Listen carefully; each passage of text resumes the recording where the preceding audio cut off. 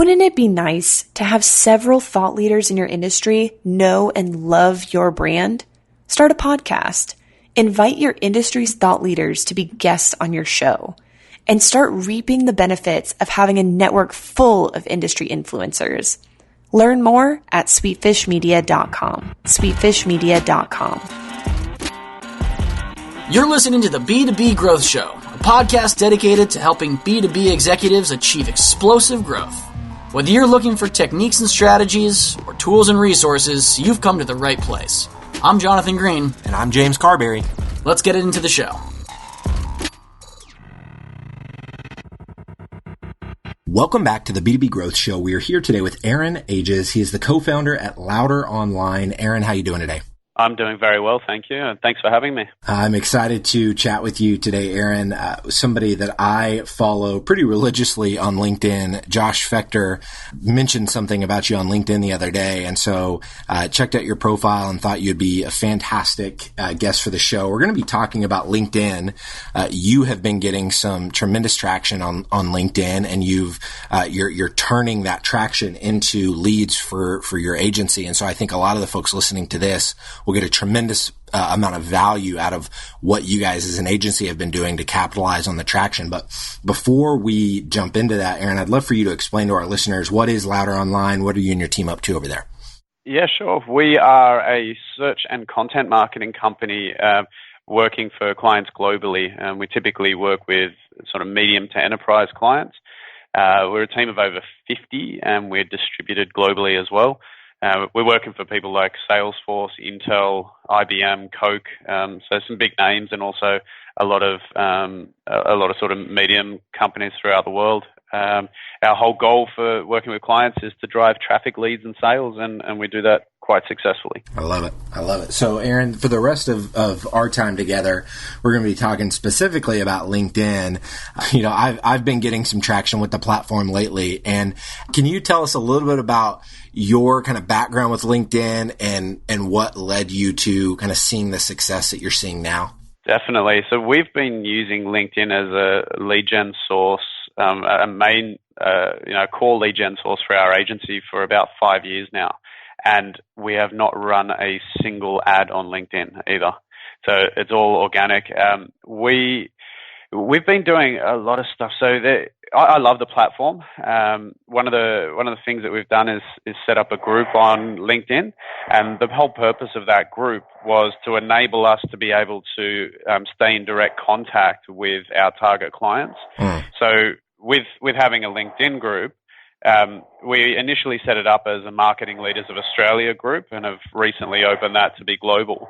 And we invited all of our target clients, so they were marketers, CMOs, and so on, to join that group. And then what happens as the creator of that group, we then have the ability to share and create content. People put you on a pedestal because you're the head of a group of marketing leaders. Yeah. So that worked really well. And then what we're able to do is curate our content through the group. We're able to do direct message campaigns, just like you would with people's email addresses. Okay. And one of the great things about it is that when you do send a direct message or any sort of content updates through the group, it actually hits people's email inboxes as a group update. So it was a good way of getting access to people's straight into people's inboxes of our exact target client, who we know, we know they're exactly our target client, as opposed to just hoping that someone's joined an email list and might want to become our client. Yeah. So, I mean, that's one of the tactics we were using, and still works really well. I just saw a group called, I think it's b2bmarketing.net. Joel Harrison, we've had him on the show in the past. He runs that group, and they just sent out a message to their LinkedIn group saying, "Hey, we're moving our Facebook group, or we're moving our LinkedIn group over to Facebook because they've noticed a lot less engagement." Have you seen a dip in the engagement in your group at all? I've not seen a dip. It's been fairly consistent for us, but as I mentioned, most of our goal behind trying to do it is so that we have access to direct message them, and most of the magic happens through those messaging campaigns as opposed to in the actual group. Got it. And I'd love to dive deeper into the messaging campaigns, Aaron. So you specifically target the decision makers at the accounts that you want to work with. You invite them to the group, and then once they accept that invitation, they join the group. Is that kind of when your internal process kicks off for when you start to send them messaging? It does. It's pretty much a drip feed campaign like you'd see in any other email marketing campaign. And what happens is, we're always leading with value. So we're providing content, we're discussing things about their profile and that's relevant to them. And then eventually we're feeding through to be able to have a call to action and get them to, get in contact with us, get on a call, see how we can help them, possibly interview them for a piece of content that we're putting out in the future on Entrepreneur or Forbes or something. So we get a lot of interaction that way. Got it. Okay. I love it.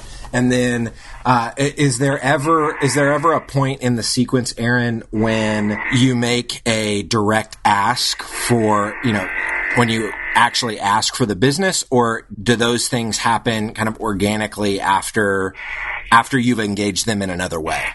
We're doing some pretty high ticket sales, so we don't typically close anything without getting on a call with them. And our conversion point would be getting them on the call and being able to discuss their needs from there. So that's where it happens. The goal is getting them on a call. Got it. And then I know a lot of the status updates that you've been publishing on LinkedIn have been performing really well. Can you talk to us a little bit about what you're seeing from that standpoint, kind of outside of LinkedIn groups? What else are you seeing really move the needle for you guys as far as getting your content in front of a lot of people on LinkedIn? For sure. So this is something that I'm literally about to press post on another one in the next minute or two. These are doing really well. So the whole thing with LinkedIn is they're really caring about being a strong social network that just like Facebook and anywhere else, they want to keep the traffic on their own platform. So if they care about natively created content, creating articles or creating status updates, and LinkedIn's giving you 1,300 characters to put in a status update. And if you follow the right set of rules and create some valuable content there and make sure you're not linking out to any other websites or linking to other profiles or anything like that, the algorithm is giving it a whole lot of attention and focus, and you can get a massive amount of reach. So the goal there being, what sort of story and pain exists that I can provide a lesson around, and I can do in 1,300 characters, and I can make sure I'm following copywriting best practice. And if I do that, you're going to see some great results. Yeah. And as far as copywriting best practice there, what are some of the things that you try to be very intentional to follow when it comes to that best practice, specifically in a LinkedIn status update? So definitely starting off with a hook and a story. So a couple of lines that are making sure people are going to click the little see more button and read the rest of the post.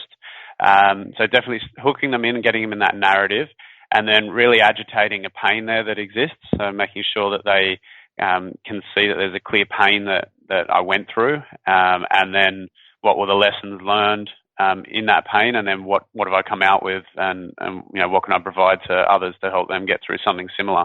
That's the start of it. There's a whole lot of stuff around structure of it as well. Best practices around good spacing and short paragraphs, making sure that people skimming their eyes will catch on each line and they're reading a whole lot more of the content. And it makes it stand out compared to whatever else is out there. Are you doing anything specifically, Aaron, around trying to incite engagement on each post? Are you asking questions at the end of your posts, or are you doing anything that is kind of pointing people to engage with it? Other than making sure there's a good story and a good, strong lesson, I'm not. I'm finding that is enough to actually get the sort of results and the engagement that I'd like anyway. I've not bothered to ask for some sort of engagement. I'm sure that if I did, I'd get even better results. But at this stage, I like running off it just naturally happening. Got it. And then something I've been real curious about as I've started to see more traction on the platform, how are you then, or are you taking kind of engagement from your content via your status updates And are you then trying to get them into your LinkedIn group, or how do you basically take them from somebody engaging with your content in the feed to a lead for your agency?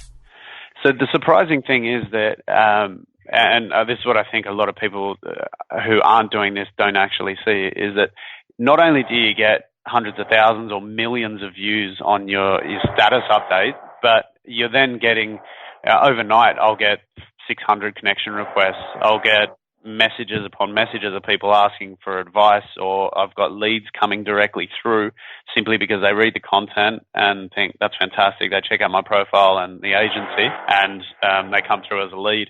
So that stuff's happening naturally. So it's a pure brand play. Grows the brand, grows your connections, and then subsequently every new piece of content that you send out there, more of these people are seeing you again. They're warmer, they're more likely to come through as a lead.